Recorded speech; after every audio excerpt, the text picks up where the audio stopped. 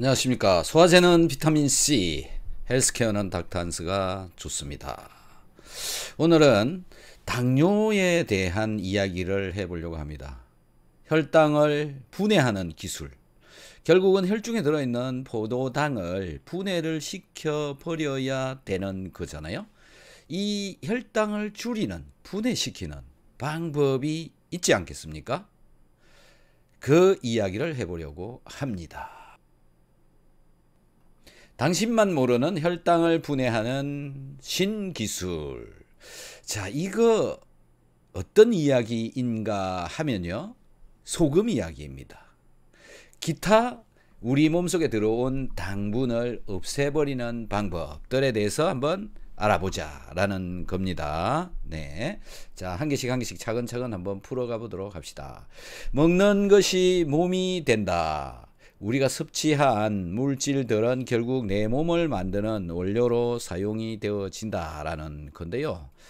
네, 이렇게 많은 좋은 맛있는 음식들 먹기는 먹었는데 문제가 발생하고 탈이 나면은 정말 곤란하겠죠. 자, 하지만 우리가 먹은 것은 내 몸에서 자꾸 분해를 시켜서 없애야 된다라는 건데요. 여러분들은 잘 없애고 있는지요?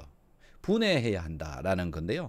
결국 세포 속에서 분해를 시키는 건데 어떻게 분해시킬까라는 건데요.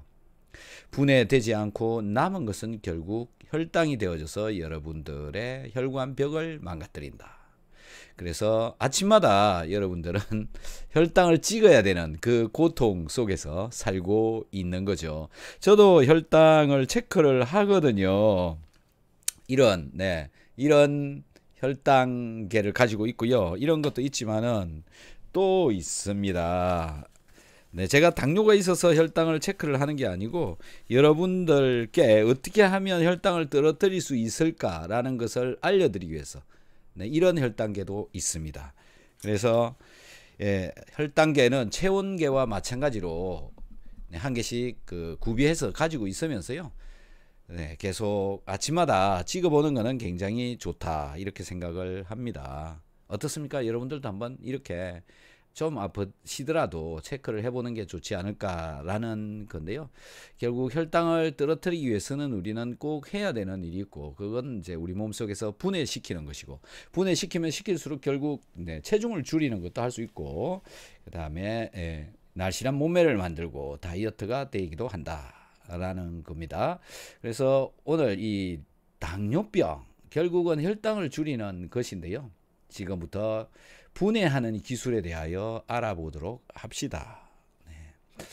자, 많은 음식들 잘 먹고 나면 우리 몸속에서 분해를 시켜야 된다라는 건데요. 가장 중요한 것은 건강한 생활 습관. 건강하게 되어지는 게 중요하고 건강해지면 결국은 당은 떨어지게 되어져 있다. 건강해지는 것이 중요하다. 네, 건강하게 하기 위해서는 어떻게 해야 되느냐. 맨날 하는 이야기입니다만 물입니다. 물을 잘 마셔야 된다. 물을 잘 마시고 계시는지요?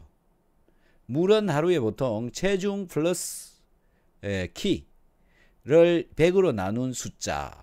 그래서 160cm에 50kg이라면 210 되잖아요. 이걸 나누기 100을 하면 2.1리터 2.1리터를 마셔야 된다 이렇게 얘기를 하고 있습니다. 왜 물이 이렇게 중요하냐면 내 몸에서 돌아다니는 물질들은 물에 녹아야만이 신진대사가 되어지기 때문에 그렇습니다.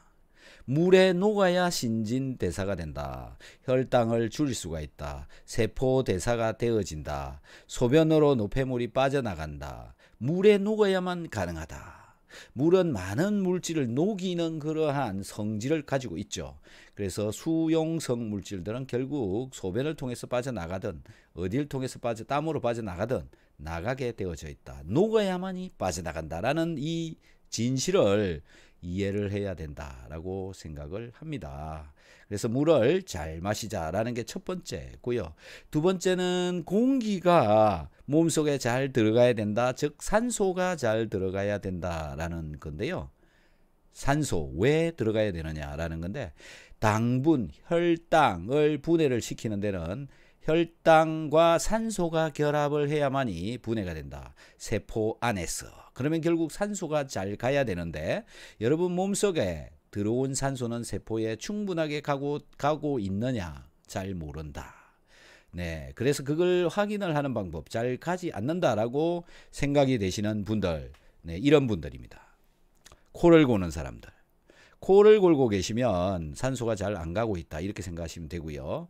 그 다음에 조금만 움직여도 숨이 가쁘다 이런 분들이요. 자고 일어나면 머리가 아프다 이런 분들은 산소가 잘 가고 있지 않은 몸이다. 산소가 잘 가게 하는 방법 결국 운동을 하는 거다라는 거죠. 그래서 운동을 열심히 하시는 것만이 살 길이다라는 겁니다. 그리고요. 산소가 제대로 가지 않으면 어떤 일이 벌어지느냐라는 건데요. 암의 원인 산소의 부족. 또 다른 문제를 일으키는데요. 담배를 피워도 산소가 부족해집니다. 흡연은 왜 산소 부족을 30, 40대 한국 남자의 흡연율은 무려 산소, 흡연을 하게 되면 산소가 세포에 가지 않습니다. 이 영상을 한번 봐보시기 바랍니다. 수축을 하게 됩니다. 환자에 따라서 수축하는 정도가 차이는 있지만은 어떤 심한 환자인 경우에는 완전히 막히는 경우까지 볼 수 있습니다. 일본의 국립공중위생원.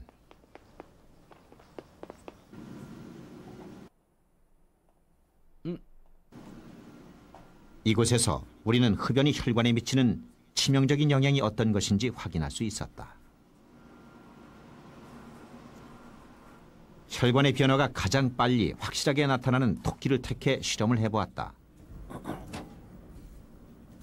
정상 토끼의 혈관은 뚜렷하게 나타났다. 이 건강한 토끼에게 담배 연기를 들이마시게 했다. 그리고 토끼의 혈관 변화를 지켜봤다.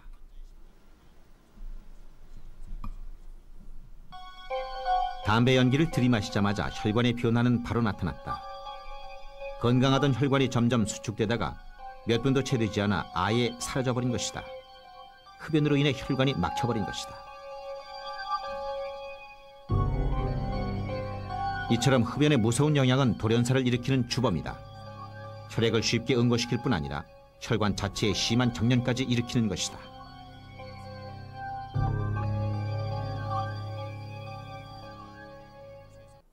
자, 이렇습니다.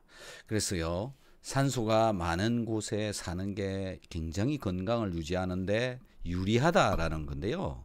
산소 각 지역별 그 농도가 차이가 있습니다.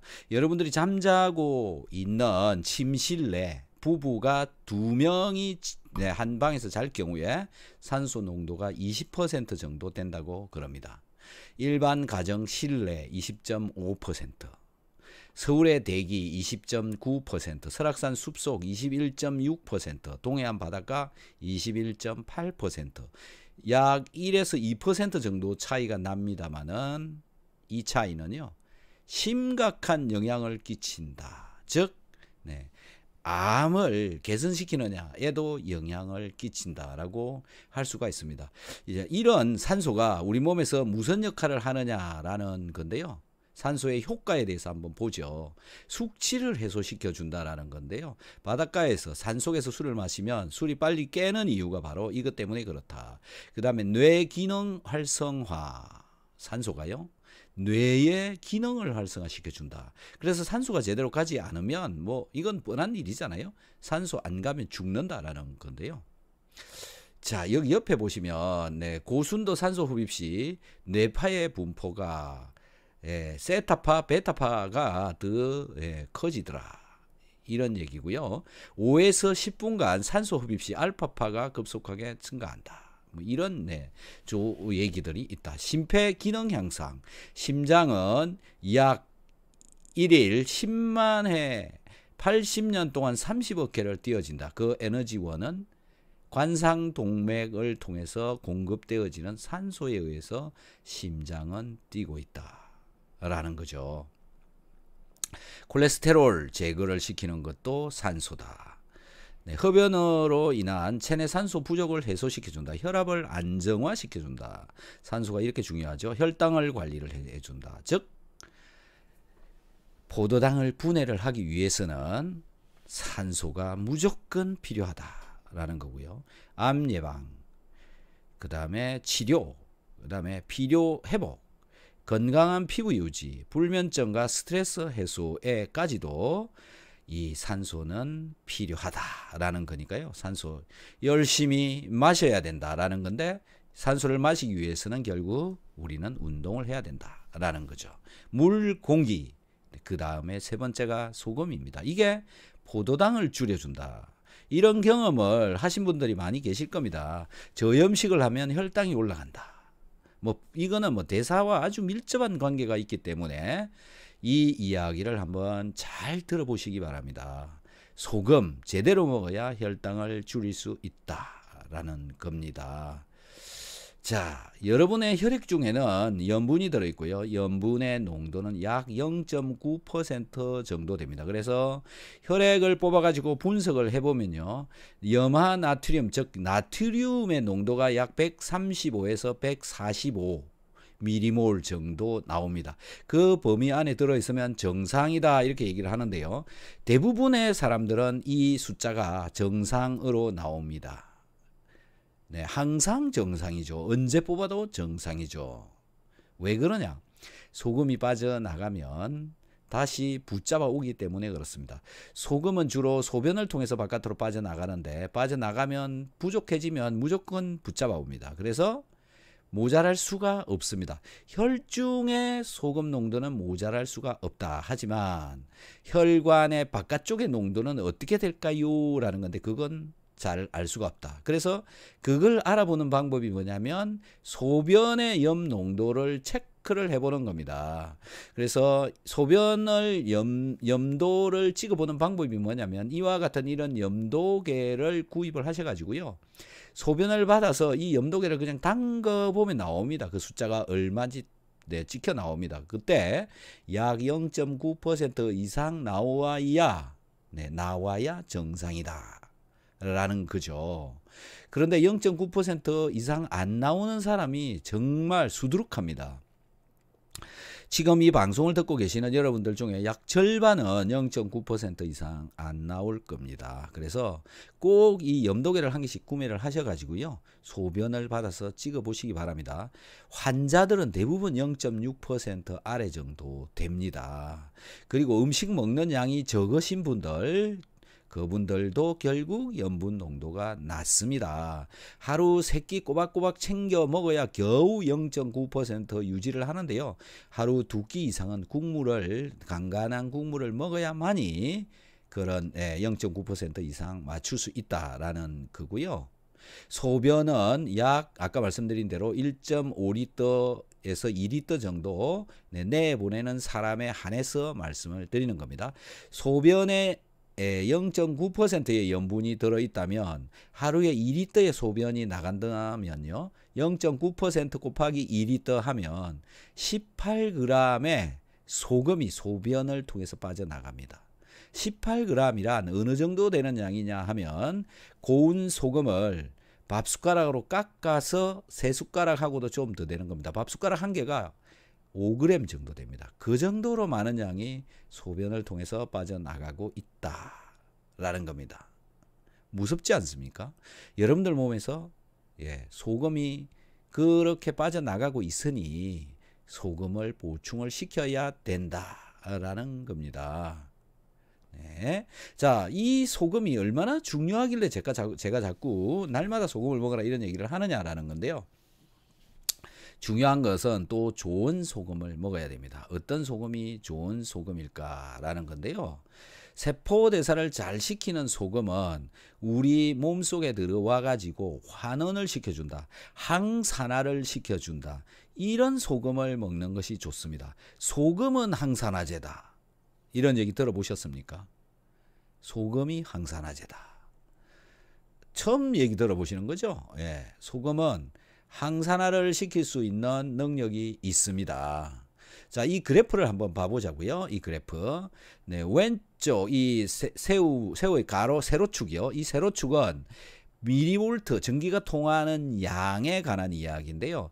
마이너스냐 플러스냐 이 개념으로 보시면 되는데 이 위쪽으로 올라가면 산화력을 나타내는 거고요. 이 아래쪽으로 내려가면 환원력을 나타내는 겁니다. 단위는 미리볼트입니다. 예, 그리고 가로축은요. 천일염을 가지고 주겸으로 만들었을 때 환원력을 얼마나 나타내느냐, 즉 항산화 능력이 얼마나 있느냐 이런 단위라고 보시면 됩니다. 네, 그래서 마이너스가 될수록 항산화 능력을 가지고 있는 거다 이렇게 생각을 하시면 되는데요. 천일염은 네, 이쪽 그 0 한 10 정도 되는 거죠. 10mV.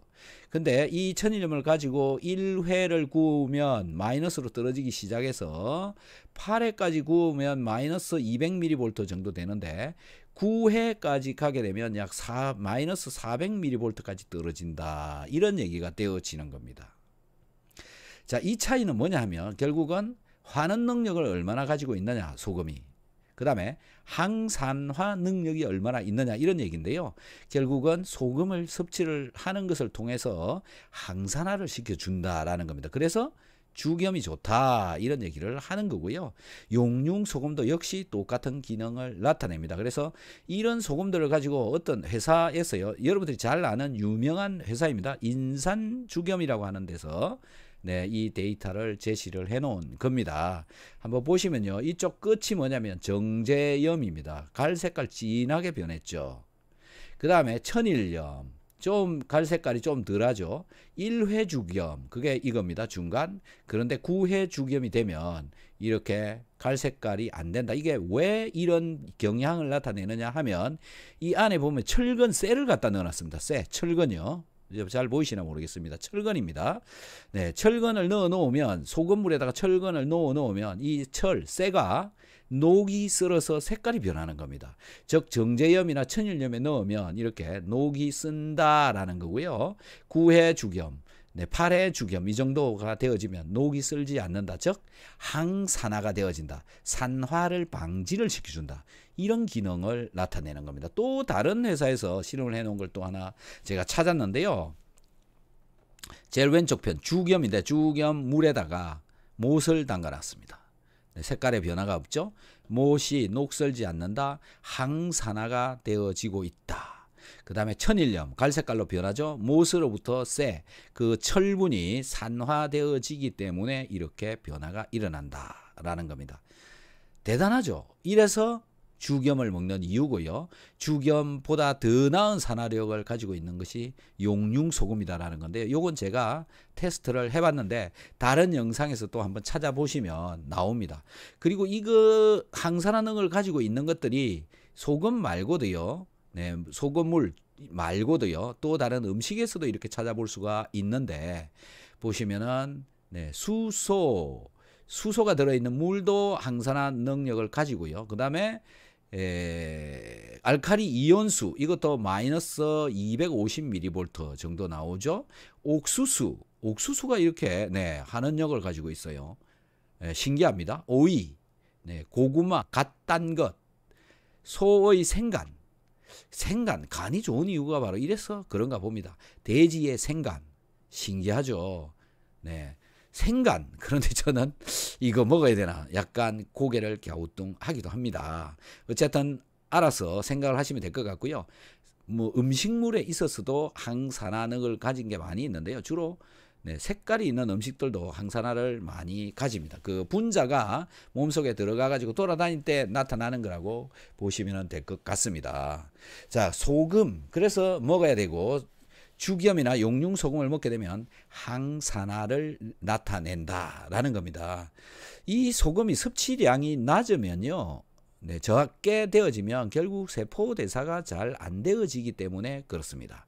소금 섭취 잘 해야 세포대사를 촉진을 시키고요. 세포대사가 잘 되어야 혈당을 분해를 시킬 수가 있다. 된다라는 건데요. 왜 그러냐라는 건데 세포 속에 소금이 존재하는 양이 굉장히 중요하기 때문에 그렇습니다. 요거를 세포라고 생각을 하시면 되는데요. 세포에 이게 세포라고 보시고 이 갈색깔 여기가 세포라고 보시고 그 세포의 바깥쪽에는 물이 있고 영양소가 있고 미네랄이 이렇게 분포되어져 있습니다.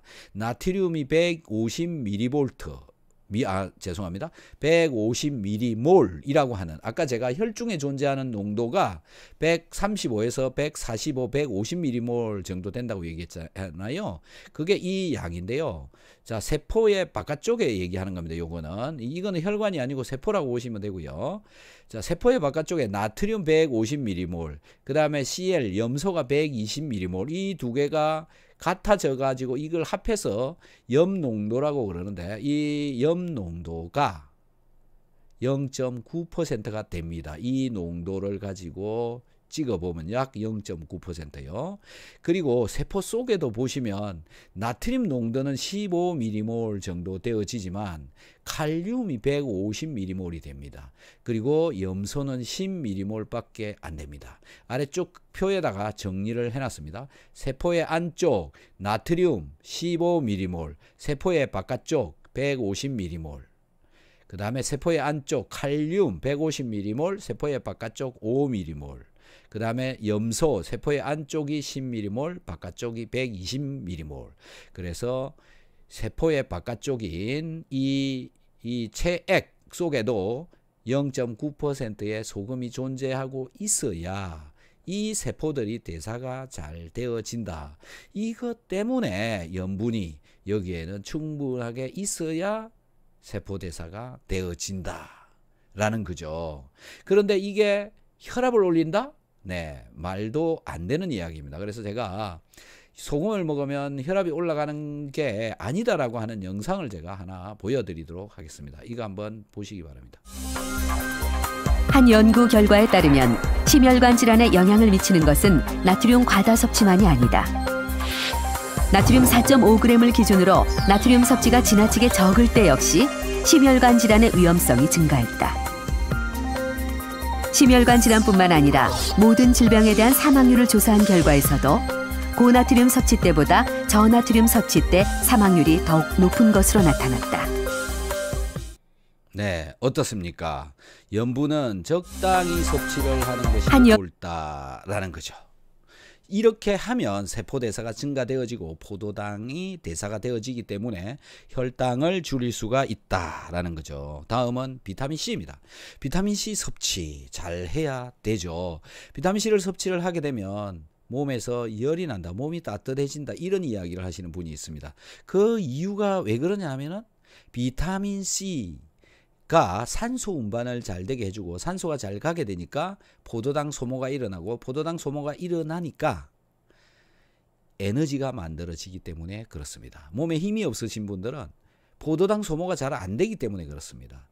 혈당이 높으신 분들 힘이 없다, 손이 떨린다, 어지럽다, 네, 저혈당이 되어지면 그런 현상이 나타나는 거죠. 그 이유가 포도당 소모가 되어지지 않기 때문에 그렇다. 포도당 소모가 되어지지 않으면 에너지가 생기지 않는다. 그런 이유 때문에 그렇다라는 거죠.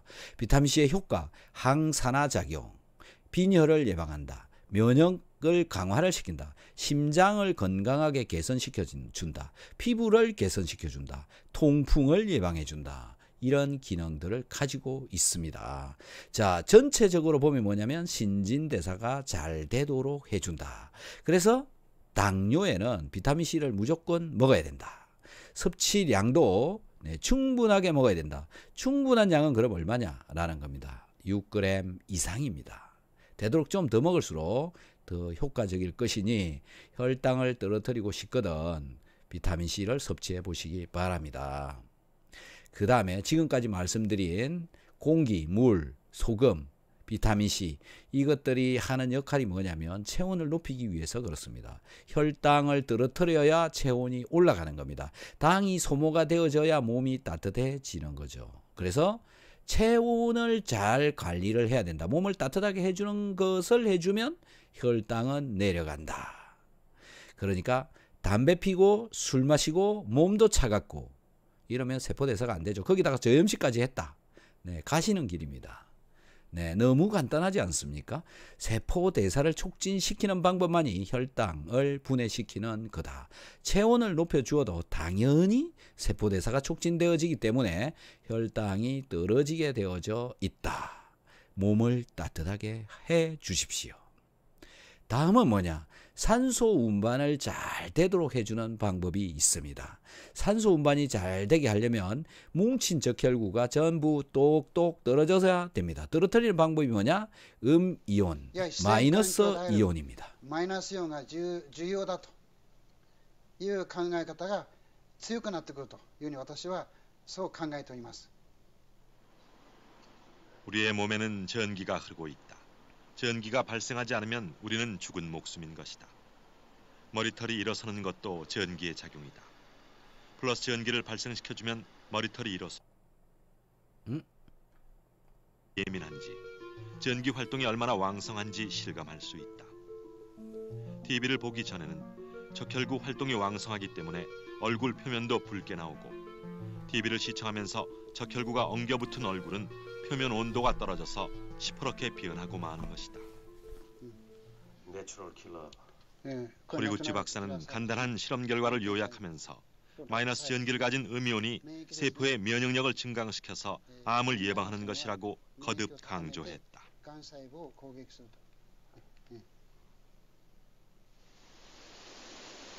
그러면 음이온은 어떻게 존재하는 것일까?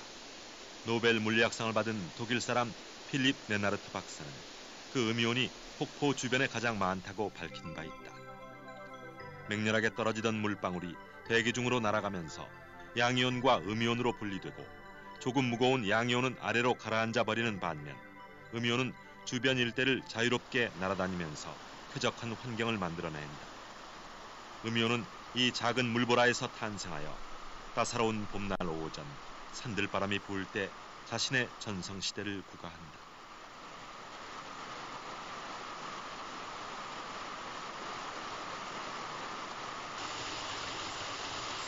겨울을 제외한 계절, 우리가 계곡에서 휴식을 취할 때 유난히 안정되고 상쾌한 느낌을 갖게 되는 것은 식물성 휘발 물질인 피톤치드와 함께 이 음이온이 기능하기 때문인데 1입방센티미터당 56,000개면 엄청난 수치다. 아마추어 발명가인 김철기 씨는 환기 상태가 지극히 열악한 지하 사무실에서 일한다. 창문을 통해 들어오는 햇살도 한 줄기 없는 공간. 김 씨는 인공적으로라도 쾌적한 상태를 조성하려고 음이온 전등을 개발했다고 한다. 그랬더니 화분의 식물들 잎이 반질반질해지고 어떤 줄기에서는 갑자기 꽃망울이 피어오르는 등 이상한 현상을 목격하게 되었다는 것이다.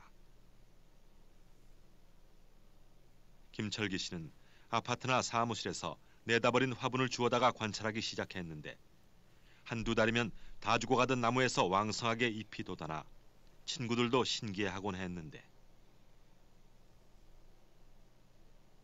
아무리 생각해보아도 음이온 전등이 식물의 생장에 틀림없이 영향을 주고 있다는 느낌을 받게 되었고 내친 김에 폐에게 닭 2마리를 구해다가 길러보기 시작했다. 식물에게 좋으면 동물에게도 틀림없이 도움이 되리라. 그의 생각은 틀리지 않았고 폐에게 닭은 자연 상태에서 키우는 것처럼 무럭무럭 잘 자랐다.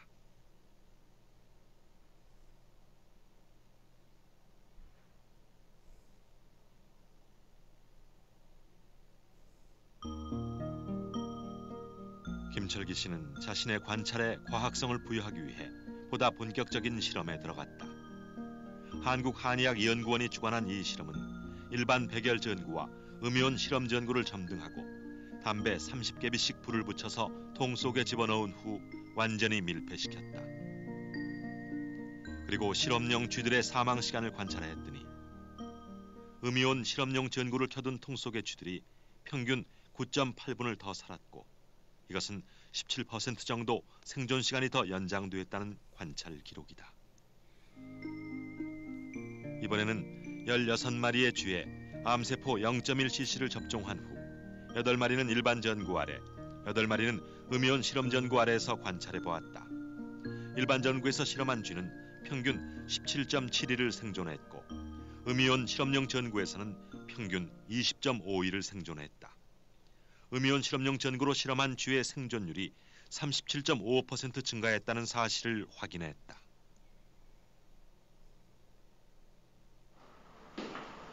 김철기 씨는 음이온 신봉자로 변해서 이제 지하실 생활을 두려워할 이유가 없어졌다고 한다. 자, 이 정도로 보도록 하겠습니다. 또 다음 기회에 계속해서 보여드리도록 하겠습니다. 마이너스 이온은 이렇게 샤워를 할 때에도 잘 나옵니다. 그래서 샤워를 하고 나면 기분이 좋아지는 이유가 바로 이것 때문에 그렇다. 마이너스 이온, 물이 분산되어질 때, 물이 깨질 때, 물이 가루가 나올 때 만들어져 나온다 라는 겁니다. 그래서 매일매일 샤워를 하는 것도 좋고요. 이런 폭포에 놀러 가는 것도 좋고, 산속에 가면 숲속에서 만들어져 나온다. 좀 전에 영상에서 보셨다시피 결국 마이너스 이온이라고 하는 것은 우리 몸을 건강하게 해주는데 그 이유가 산소 공급이 잘 되도록 해준다. 항산화를 시켜준다. 이런 기능이 있기 때문에 그렇습니다. 자, 혈당을 줄이는 기술, 혈당을 분해하는 기술, 잠을 자야 됩니다. 일찍 자야 됩니다. 잠을 자야만이 당이 잘 분해가 되고요. 잠을 제대로 못 자거나 안 자면은 혈당이 분명히 올라갑니다. 저랑 상담을 하시고 계시는 분 중에 오늘도 전화가 왔는데요. 네, 영양제 열심히 먹고 있습니다. 부인인데요. 부인이 누워 있습니다. 누워만 있습니다. 그런데 네, 혈당을 계속 찍으면서 관리를 하고 있는데요. 잠을 안 잔답니다. 밤에는. 밤에 잠을 안 자면 혈당이 200 얼마씩 올라간다라는 거죠. 공복 혈당이 그렇게 올라간다라는 겁니다. 잠을 잘 잔 날은 100 주변에서 나온다고 그러는데요. 잠을 안 자면 올라가더라. 그래서 잠 잘 자는 것과 혈당 관리는 굉장히 중요하다. 일찍 잘 주무시기 바랍니다. 자, 그 다음은요. 먹고 나면 잘 배출시켜야 됩니다. 외부로 빠져나가 버려야 나가버린 것 때문에 분해를 시켜야 되는 것이 줄어드는 거죠. 흡수만 되어진다면 몸이 견뎌내지를 못합니다. 그래서 잘 배출을 시키는데요. 그 방법은 네. 자, 한번 들어온 것은 좀 전에 보셨듯이 다 어딘가로는 빠져나가는데요. 빠져나가도록 해야 된다라는 건데 어떻게 빠져나가게 하느냐? 네. 식이섬유질이 들어있는 음식을 많이 먹고 붙잡고 빠져나가도록 한다라는 건데요. 이 식이섬유질은 당분인 포도당이 베타1사결합을 해가지고 있기 때문에 우리 몸속에서 분비되어져 나오는 소화효소에 의해서는 절대로 분해되어지지 않습니다. 분해되어지지 않기 때문에 변으로 빠져나갑니다. 아무리 많이 먹어도 괜찮습니다. 그래서 쭉쭉 빠져나간다. 빠져나가니까 포도당도 붙잡고 빼내줍니다. 각종 물질들을 붙잡고 빼내준다. 직장까지, 대장 그 아래 직장까지 이런 물질들이 빠져나간다. 내 몸에서 분비되어져 나오는 담즙산도 붙잡혀 내려가는데요. 담즙산이 직장까지 내려가게 되면 당을 조절을 하는 호르몬인 인슐린과 글루카곤을 조절하는 호르몬 GLP-1이라고 하는 호르몬이 분비되어져 나옵니다. 그게 조절이 잘 되어진다는 얘기죠. 식이섬유질을 먹어야 그게 가능해집니다. 식이섬유질을 많이 섭취를 하게 되면 당이 떨어지는 이유가 바로 GLP-1이라고 하는 호르몬이 잘 분비가 되어지기 때문에 그렇다. 식이섬유질을 그래서 꼭 먹어야 된다라는 건데요. 식이섬유질이 많이 들어있는 음식은 미역, 다시마 이런 것들이고요. 콩나물에도 굉장히 많이 들어있습니다. 그래서 콩나물 열심히 드시고요. 콩나물이 없거든 배추라도 열심히 드시면 됩니다. 네, 그래서 몸속에 들어온 물질들을 자꾸 바깥으로 빼내주는 것이 중요하고요. 빼내버리니까 제거해야 되는 물질의 양이 많지 않다. 그것 때문에 혈당이 줄어들 수가 있다라는 거죠. 네. 자, 아까 마이너스 이온 닭 팩에 이 팩에 마이너스 이온을 넣어 주었더니 털이 나더라. 이것도 신진대사가 잘 되기 때문에 그렇다. 당 조절도 잘 되기 때문에 그렇다. 이 신진대사를 촉진시켜주는 그런 이런 폐계를 풍경, 실험을 하는 요즘 게 시골에서도 있는데요. 보기 힘들죠? 이 영상 이렇게 한번 틀어놓고 봐보시기 다투는 것 없을 바랍니다. 거예요. 폐계. 어렵쇼? 폐계가 부활을 합니다.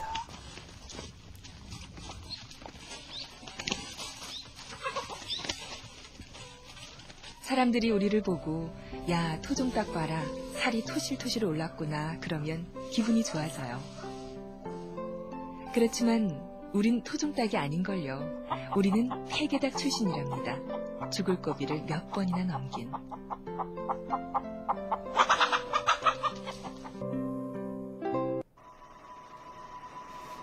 저는 엄마 품에서가 아니라 벨기에제 부하기 속에서 태어났답니다. 저렇게 많은 친구들과 함께. 팔려갈 장소를 껍질에 새겨놓았네요.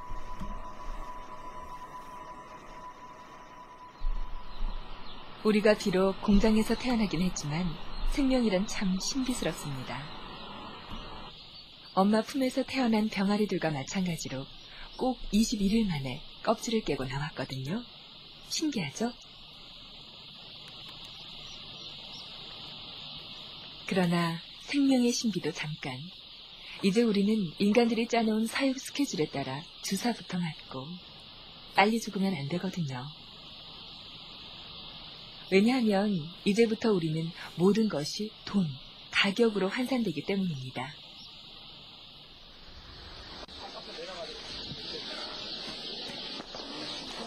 제가 죽으면 병아리가 한 마리 죽었다 하지 않고 700원 날아갔다 이렇게 말하는 거죠.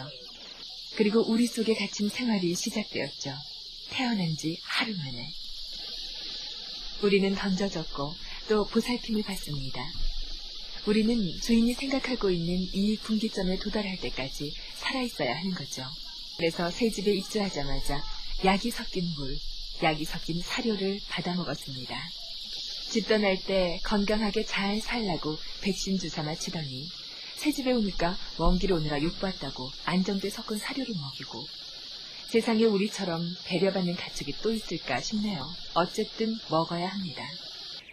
그건 순전히 경쟁 때문에 우리는 늘상 이렇게 약을 달고 살아야 합니다. 눈병 나지 말라고 고역을 치른 날 태어난 지 한 달 하고도 3일째. 그러나 밥값, 약값 하려면 아직 멀었죠. 석 달은 더 있어야 하니까.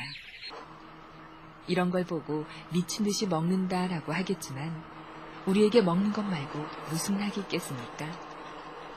먹는 거라고 해봤자 사료 한 가지.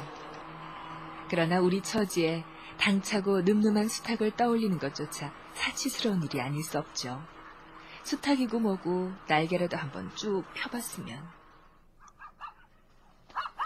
바깥 세상에서 절반쯤은 자유롭게 살아가는 닭들에게 수탉은 그야말로 제왕의 권위를 누리고 또 그에 걸맞는 책임감도 가지고 있죠.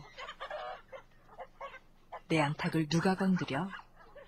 주인에게 대드는 용감무쌍한 우리의 수탉. 양계장 수탉의 임무는 먹고 자고 하다가 생각나면 한 번씩 꼬꼬대에 타고 목청을 뽐는 일 뿐이랍니다. 그 소리가 우리 알랐는데 도움이 된다나요? 그래도 없는 것보다는 나은가? 우리는 드디어 생산자가 되었습니다. 빛을 쪼이는 것, 먹이를 먹는 것, 모든 것이 1원이라도 더 이익을 만들어내는 일에 맞아떨어지도록 짜여져 있습니다. 그러나 제가 겪은 현실은 또 우리 후배들이 겪어야 하는 일반적인 상황은 많이 안 좋습니다. 가로 38cm, 세로 40cm 또는 35cm. 다 큰 닭 3마리가 이 비좁은 공간에서 낑낑대고 나온 달걀을 누구에게 권하겠습니까? 게다가 어떤 양계장은 위생 상태가 좋지 않아서 질병이 발생할 가능성도 높습니다. 그러면 약을 써야 하죠. 가두어 키우는 가축 중에서 닭처럼 주사를 많이 맞는 짐승도 없답니다. 눈병에, 기관지염에, 소화제에. 그도 그럴 것이 비좁은 공간에 많은 닭을 키우다 보니 닭털 먼지가 보통 심각한 게 아니고 환기시설을 제대로 갖추는 것보다 주사 몇 방으로 해결하는 분들은 주저없이 약을 사용합니다. 물론 일반인들이 생각하는 것처럼 항생제를 마구 사용하는 것은 아니고 주로 백신 주사약이죠. 사람도 감기 걸리면 주사 맞지 않느냐? 우리가 닭에게 사용하는 것도 그 정도 수준이다라고 말하는 분도 계신데 사람이나 닭이나 주사 많이 맞아서 좋은 일은 하나도 없죠. 더구나 닭은 너무 많이 맞고 있지 않습니까?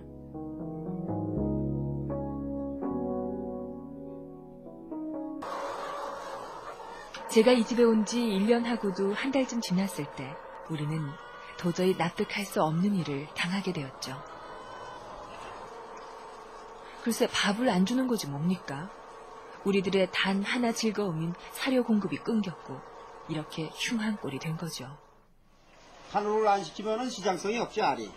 작아집니까? 아니, 알이 힘이 없고, 네. 예, 알이 많이, 이제 파란이 많이 나고, 이 밥벌이도 못하니까. 사람들도 건강에 좋다고 돈을 내면서까지 단식원에 들어가서 고생하는데 참아야지 어떡합니까? 강제 단식 열흘 만에 소시적에 먹었던 중병아리 사료로 식사를 다시 하게 되었습니다. 부드러운 먹이로 조금씩 기력을 회복하는 것인데 이런 식으로 20날쯤 지나면 예전보다 더 큰 달걀을 반년은 쑥쑥 뽑아내게 됩니다.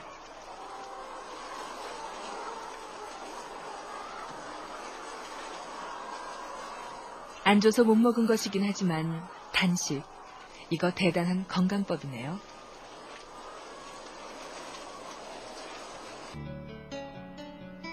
산전수전 겪을 만큼 겪은 산란개들은 아카시아꽃 향기가 물씬거릴 때 생전 처음 외출을 하게 되었죠. 트럭에 실려서 처음 해보는 나들이가 저들 생의 최종 목적지 죽으러 가는 거죠. 어떤 친구는 소시지 공장으로, 또 어떤 친구는 포장마차 재료상에게 넘어가 한많은 세상을 마무리하게 됩니다. 그동안 저와 우리 친구들은 마리당 500개가 넘는 알을 낳았고 이제 마지막 살 한 점까지 드리려는 거죠.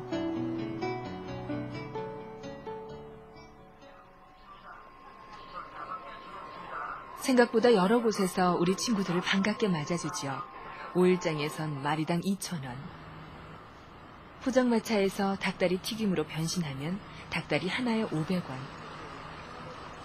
그냥 먹기에는 질겨도 기름에 잘잘 튀겨버리면 보들보들해지기 때문에 학생들, 동네 아줌마들 다 잘들 드시죠. 채식주의자나 건강을 꼼꼼히 따지면서 사는 분들은 즐겁을 하시겠지만 그래도 어떡합니까? 이런 것이 보통 사람들의 살아가는 재미고 일상인 것을.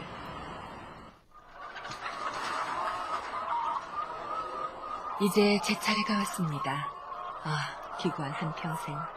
벨기에제 부하기에서 태어나 강원도 한 양계장에서 보낸 21개월이 현실이었는지 악몽이었는지.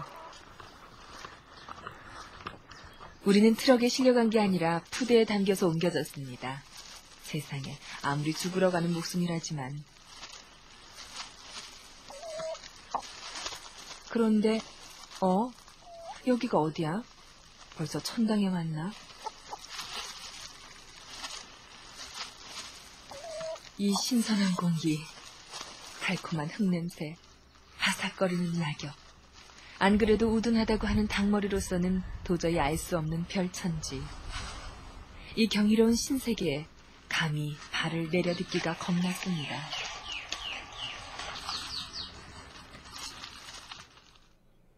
저를 포함해서 24마리의 폐개닭들은 운이 참 좋았나 봐요. 시골에서 사시는 분들 중에는 마리당 비싸봐야 1,000원밖에 안 하는 폐개닭을 사다가 옛날 토종닭처럼 풀어놓고 키우는 분들이 계신답니다. 물론 때가 되면 잡수시려고 그러는 거죠. 하루밖에 안 되었는데도 우리는 야생의 냄새에 깊이 빠져들어가고 있었습니다.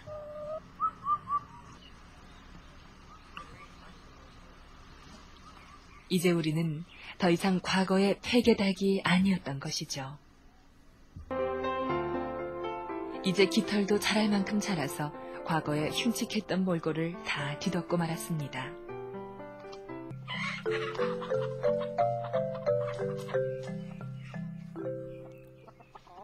이 멋진 신랑과 오래오래 잘 살고 싶으면 방법은 단 한 가지.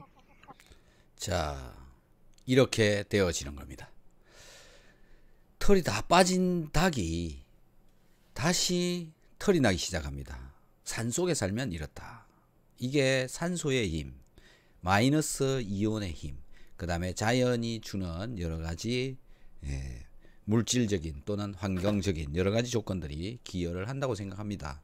그 중에서도 가장 큰 영향을 주는 것이 산소고, 몸속으로 들어온 산소는 세포와 반응해야 되는데, 들어온다고 해서 적혈구가 이 운반시켜 가지고 세포까지 가지 않으면 아무 소용이 없습니다.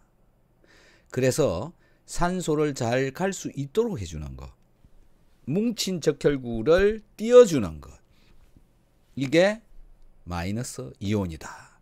마이너스 이온이 풍부한 산속에서 살았던 닭들은 이렇게 털이 다시 자라나기 시작한다. 이게 우리 머리카락이 빠지고 있는 사람들하고 비교를 해도 비슷한 처지다, 이렇게 보셔도 될 것 같습니다.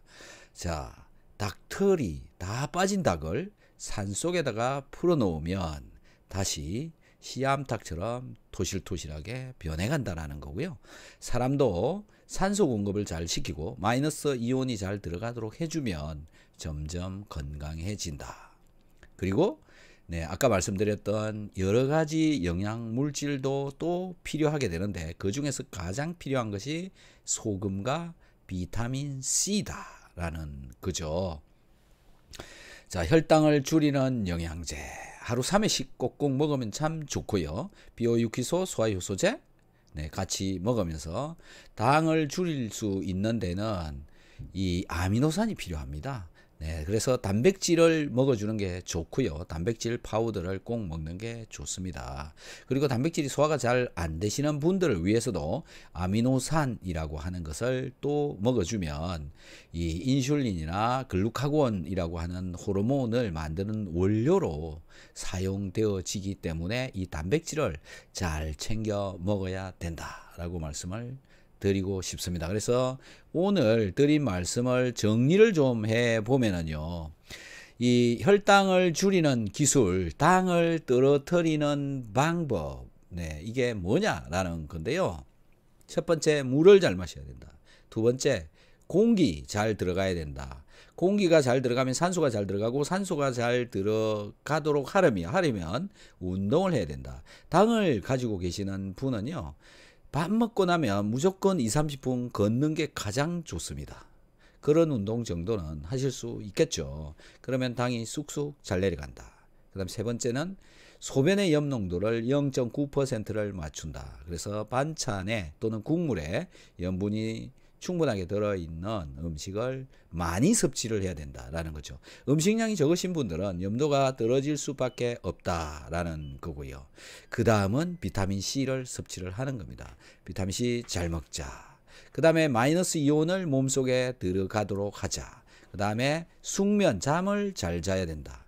이 모든 것들이 내 몸의 체온을 높이기 위해서 하는 행위입니다. 그래서 체온이 떨어지지 않도록, 체온이 36.5도 이상이 되도록 노력을 하는 것이 좋다라는 거고요. 마지막으로 식이섬유질을 충분하게 섭취를 해서 바깥으로 배설을 시켜주는 것이 답이다라는 겁니다. 감사합니다.